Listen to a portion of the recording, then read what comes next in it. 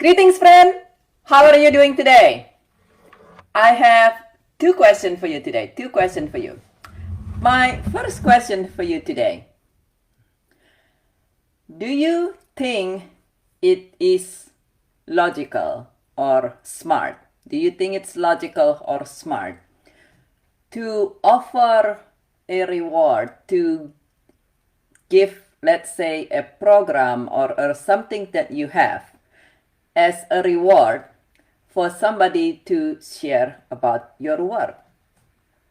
For instance, you are running an event and you tell the people who attend that you will give them this additional bonus material, something that you know very powerful, very useful to them if they share about your event and bringing friends and colleague or some other people to attend your event.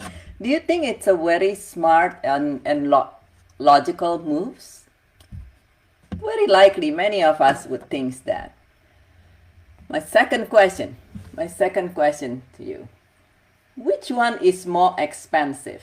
Doing what we just discussed. So let's say you're doing an event and then you say to the attendees, hey, if you share this to somebody, I will give you, or I'll give even maybe both of you, this bonus program. Do you think that is more expensive, or you share with everyone that attending that you're going to give them this bonus program that is valuable, that's very valuable, and you would love for them to invite somebody into your event, but if they don't, you're still going to give them this bonus thing. Which one's more expensive, whether it's smarter or more logical or not? And I experienced this, and it was quite inspiring to me that, and along with this, and quite a few other events that inspires me with this week topic. But this event, this actually something that truly happened with Bob Proctor. If some of you attended Bob Proctor last event, he did this. I was listening to Bob, and as Bob was teaching, he said, oh, and I would love for more people. I would love to be able to reach this many people. I would love to reach this many people. And as he's talking about that, he said, and if you share this with people, I'm going to give you this program. And then he was talking about it. And then at some point, his tone, if you pay a really close attention to Bob, the way, and his tone and maybe his energy that I was perceived, before he even said it, I could sense that he was saying it, and then he start to slow down about it a little bit, almost as if something holding him back. And then he says, excuse me, that already does not feel right to me. Now, I'm going to give, and this is a program that Bob usually sell at a cost. I'm going to give this to you. I would love for you to bring in, to share, to invite your friend, to share about this event to your friend. Please bring in more people so we can reach people together. But even if you don't do that, you will still get this. I'm going to give all of you this additional thing. And which one's more expensive? And many times you and I say, if we keep giving, what's left for us? I mean, we keep on giving and giving and giving. I mean, at some point we got to make money, right? Or at some point we got to eat or something like that. There's a really interesting quote by Anne Frank. And perhaps you know these quotes, perhaps you don't. But Anne Frank says that, Anne Frank, the author, says, no one has ever become poor by giving. No one has ever become poor by giving. Isn't that very interesting?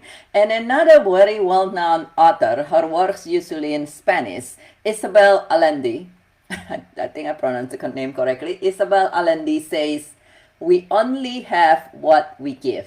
Another word for that is you only get what you give.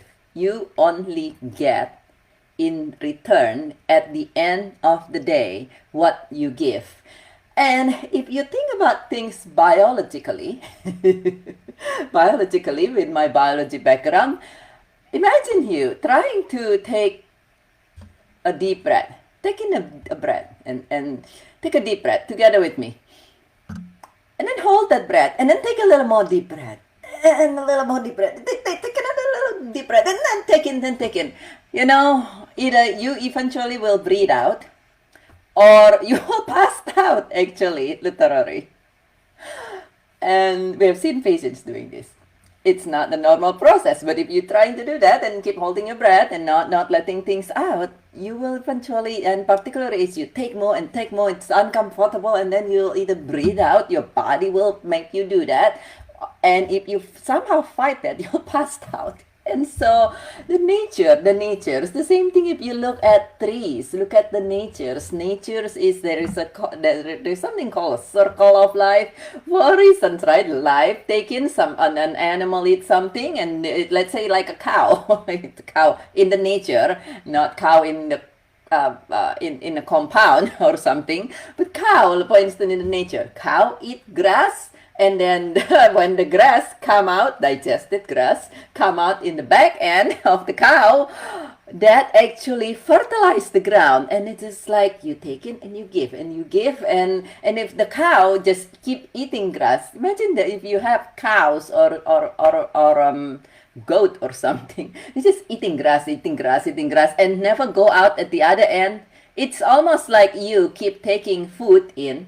You take in and you eat a little more and you eat a little more the next day, and then you eat a little more and a little more and a little more the next day, and then you never go to the bathroom. Guess what it's called? Constipation. And it's very uncomfortable after some time. And if you truly have problem going to the bathroom, which sometimes I see in my patients, and particularly depending on where their cancer is, it make you really, really sick. On the other hand, if you take and give and take and give, and what you give fertilize the ground, that's when things continue to go into the circle of life. And it is such an inspiring moment to me to see this with Bob. I'll share with you different things tomorrow, but it is such an inspiring, and I invite you,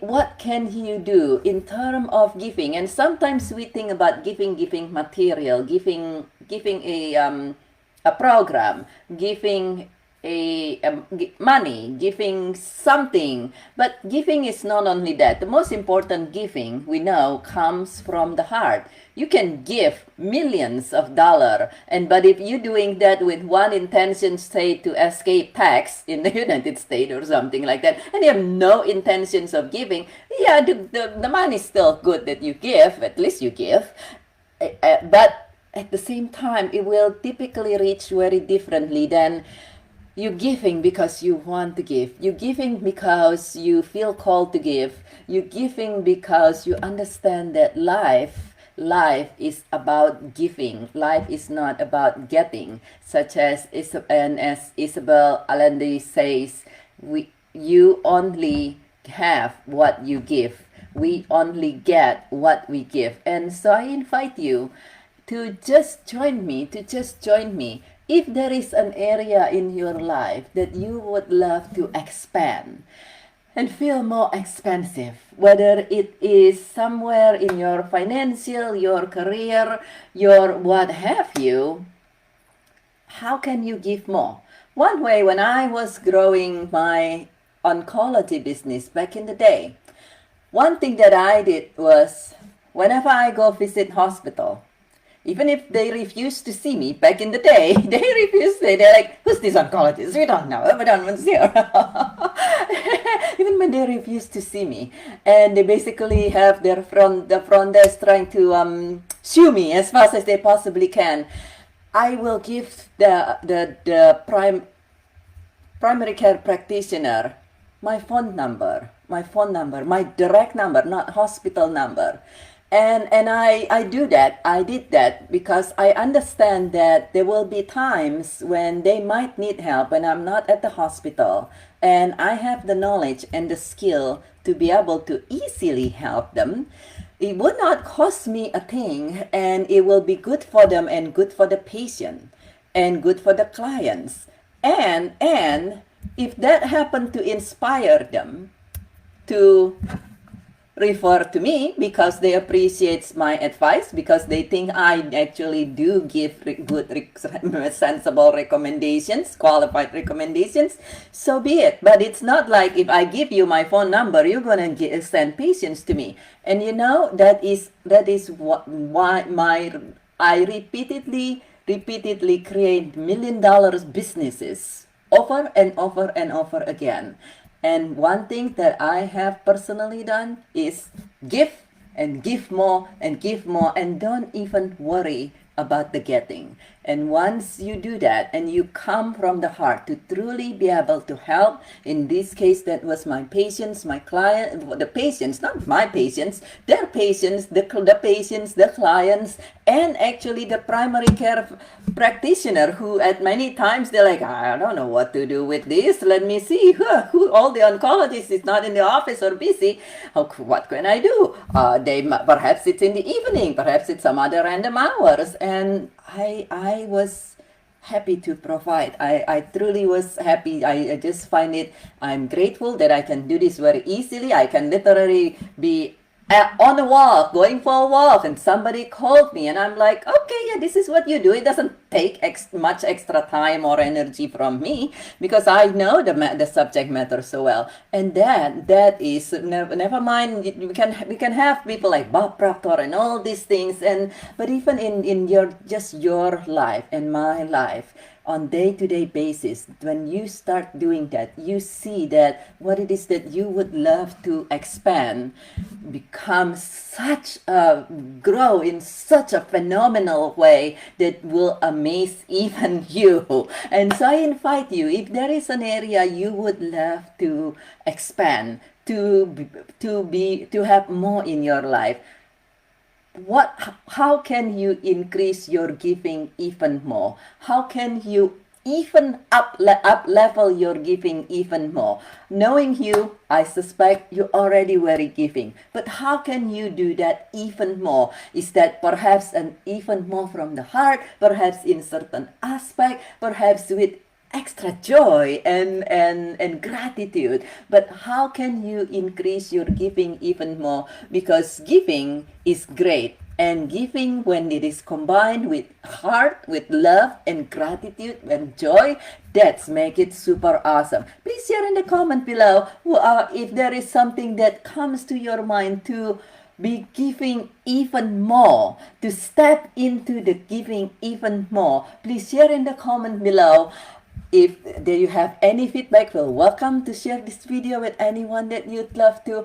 And this is Bridget with From Grieving to Joyful Living. I love you very much, and I see as you step into this, doing this even more, that what it is that you love expand in such a phenomenal way that brings even more joy and love and ease and abundance and wonderful, thriving, joyful day-to-day life, and creating a wonderful, thriving life for you. And I love you very, very much, and I look forward to see you again very, very soon.